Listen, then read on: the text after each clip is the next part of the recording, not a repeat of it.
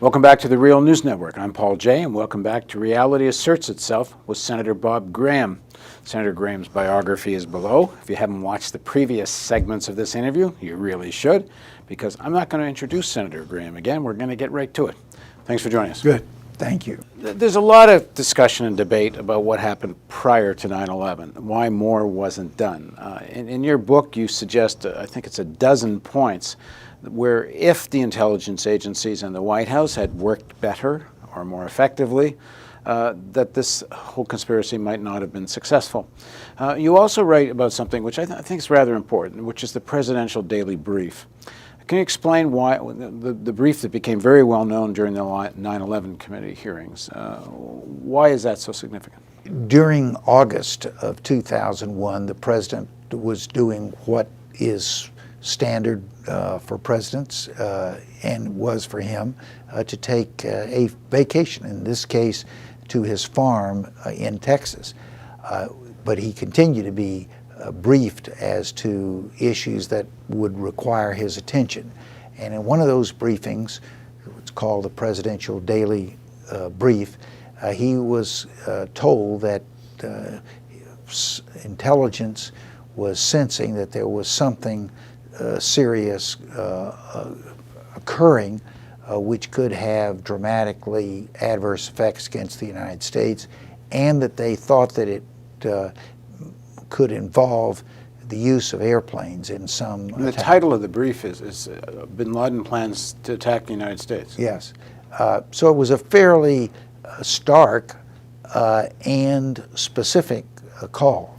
The president, from all evidence, basically ignored that warning, and no steps were taken to try to dig deeper or to disrupt the plot that the intelligence agency. And Condoleezza Rice sees the same memo and apparently also briefing, and apparently also does nothing.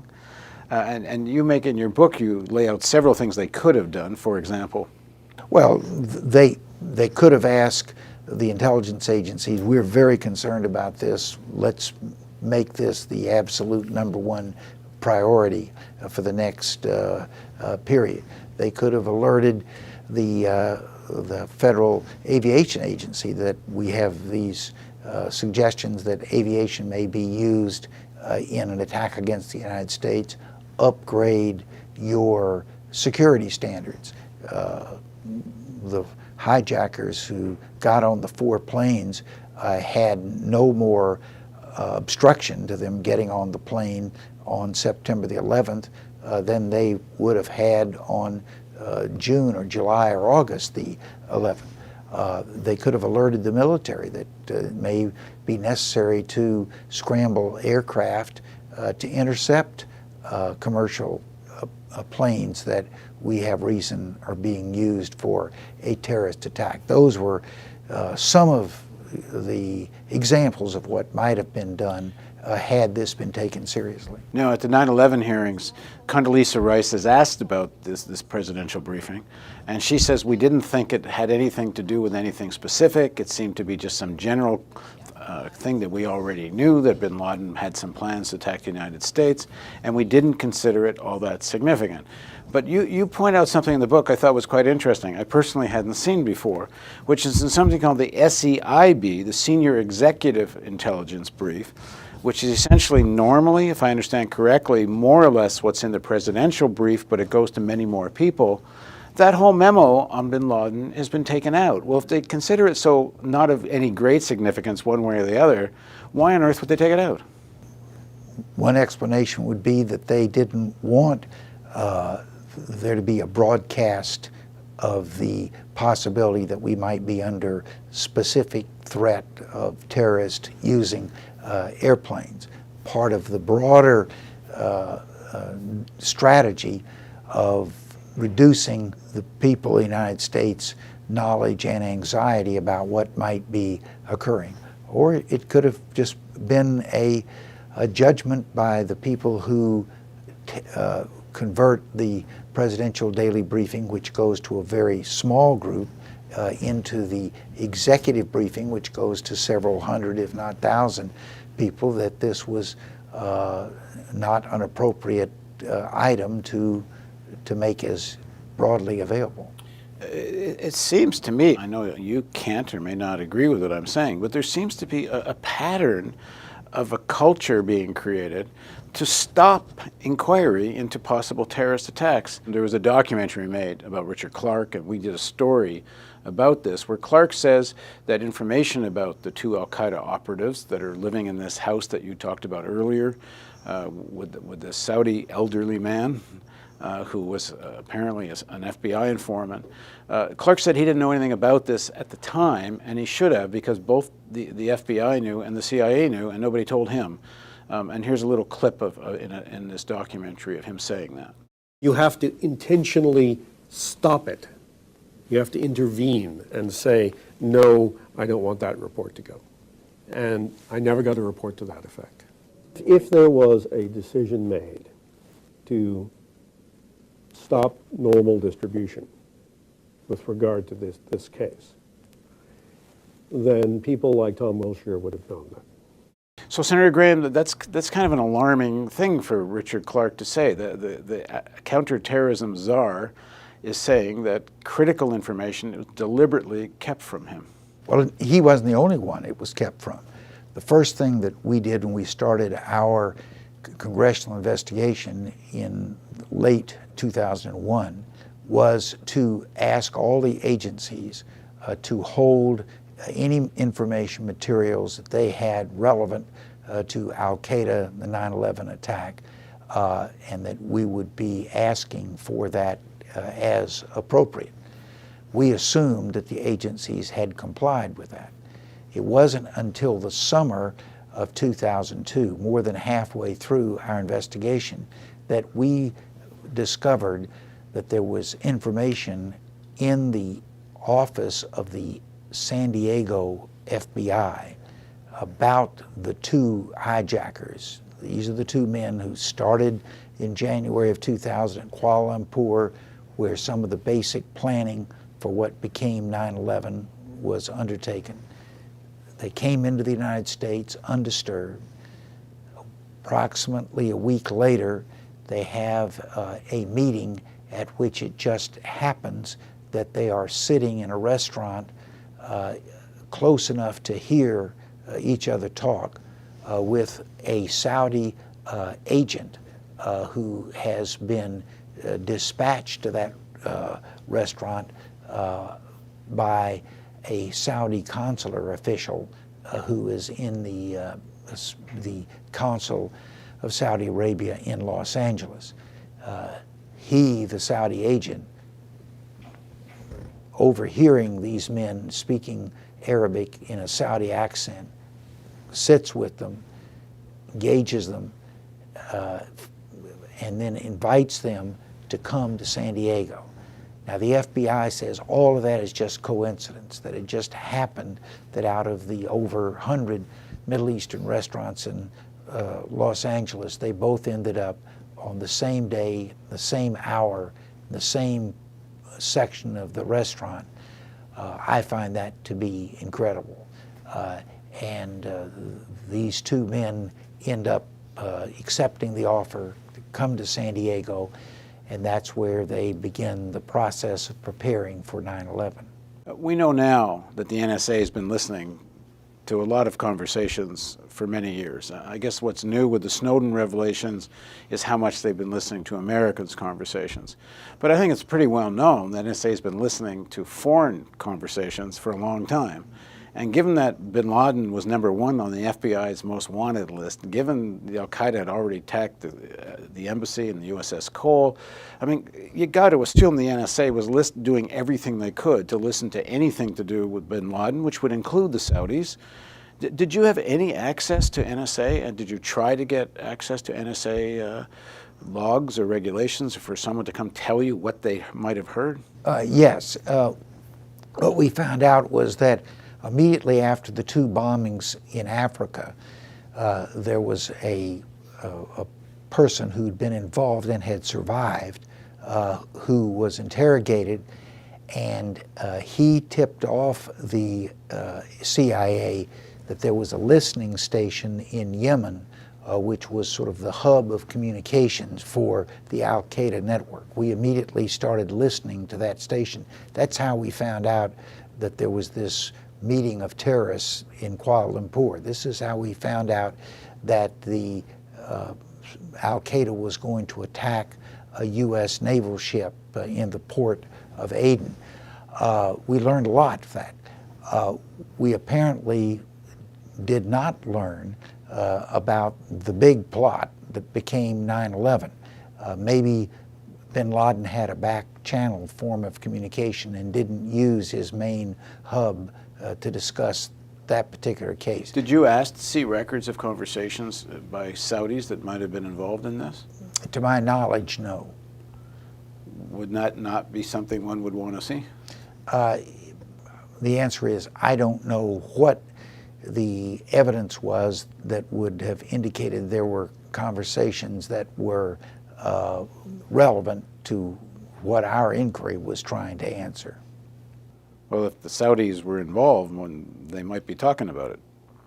Well, I don't think, at that point, I don't know if there was an issue of whether prior to 9/11, in whatever communications had to take place in the planning and execution of the plot, whether there was a Saudi involvement in that communication network or not. And also just to find out just how much was known about this prior to 9/11. I mean, the NSA, I mean, did you or would you have had access to whatever you asked for from the NSA? Did the NSA ever turn you down? No, the only agency, to my knowledge, that withheld information was the FBI.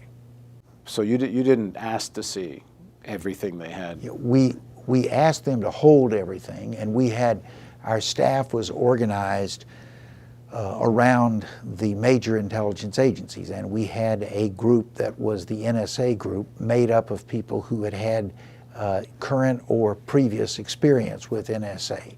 So I, without being able to say precisely what they asked for, I feel comfortable that had they found something that would have been relevant to the question of the plot and who was involved and were there external forces, that we would have known about it. You're not concerned this same culture of protecting the Saudis might have acted like a filter there as well?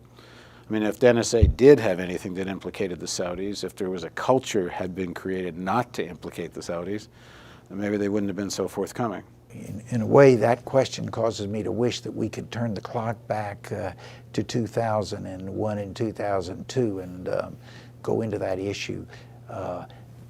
Assumedly, the NSA has maintained the records from that time period, and maybe even 12 years after the fact, there would still be the opportunity to find out what was known through intercepts about the plot. So, well, that leads me to something you've said several times, that you think this should all be reopened. There needs to be another inquiry. So, I mean, if there was another inquiry, what are a few of the most pressing questions or lines of inquiry that should be followed?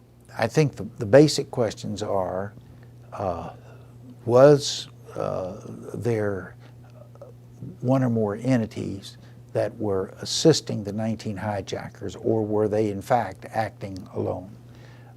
Since most of the questions about support have focused on the Saudis, specifically what do we know or can we learn about the extent of Saudi involvement? Was it limited to San Diego, or was it more broadcast in terms of its impact? And then why would the Saudis have taken this action? We discussed earlier some of the possible reasons. And then finally, why did the United States go to such lengths to disguise, to conceal the Saudi involvement or the involvement of any other outside force to assist the 19 hijackers? What was the U.S. interest in withholding this from the American people?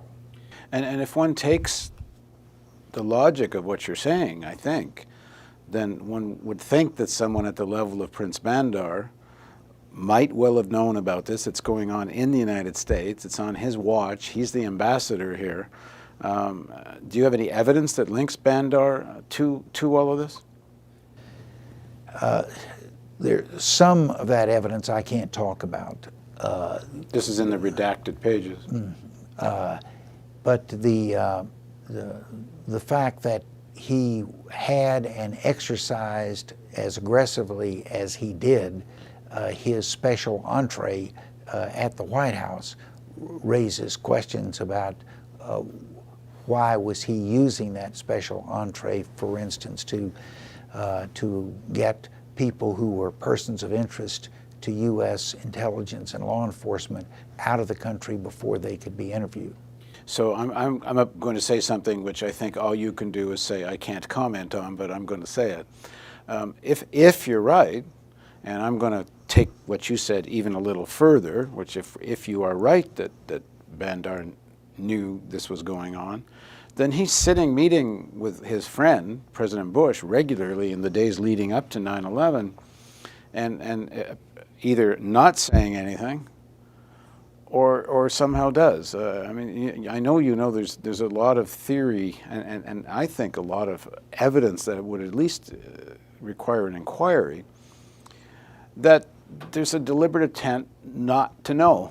It's not just it's not just incompetency. And I mean, to believe that it's just incompetency, then you have to think it's like the Keystone Cops of intelligence agencies. They're just tripping all over each other. Yeah, but that seems hard to believe. Well, and also the fact that it was so pervasive that virtually all of the agencies of the federal government were moving in the same direction, from a customs agent at an airport in Orlando who was chastised when he denied entry in the United States to a Saudi, to the President of the United States authorizing large numbers of Saudis to leave the country, possibly denying us forever important insights and information on what happened.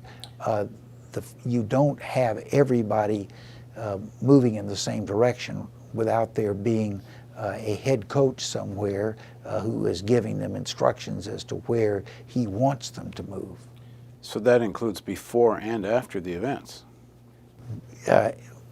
Primarily before the event. After the event, it shifts from being an action that supports the activities of the Saudis to actions that cover up the results of that permission given to the Saudis to act. So I'll put you a little bit on the spot here. Would it be, in this new commission that we hope comes, would it be a legitimate line of inquiry into whether President Bush and/or Vice President Cheney knew something might be coming and didn't do anything about it? In fact, may have actually taken action in the sense of creating a culture of not wanting to know? Well, by giving this answer, inferring that I believe that they did in fact have reason to believe that this attack was about to occur and made a conscious decision to suppress that information. If there were any evidence, and to my knowledge there is none, of course that would be a line of inquiry that would be central to answering the question of what was the Saudis' role and why did the United States cover it up. Thanks very much for joining us, Senator Graham. Thank you. I appreciate the opportunity to talk about some issues that, although it's been more than a decade ago when this horrific event occurred, I think have real consequences to U.S. actions today. There is so much detail to all of this, and particularly a lot of detail in Senator Graham's book. So I urge you to get the book. It's Intelligence Matters. And you'll see a lot of the things we couldn't explore in this interview in the book. Thanks very much for joining us on Reality Asserts Itself on the Real News Network.